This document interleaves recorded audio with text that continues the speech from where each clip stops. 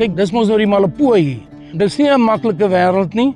Reën is nie baie nie. Jou bees moet matai wees om hier te kan loop.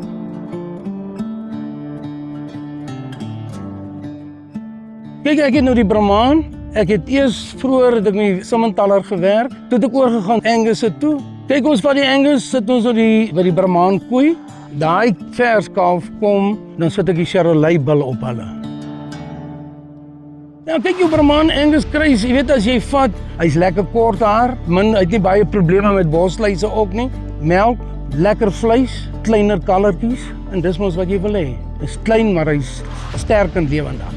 Jy hoef jou koei nie heeltyd op te pas nie.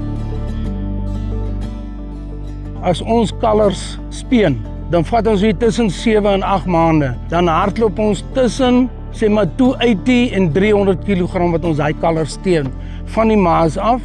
Wat sê dit vir jou, die melk is daar.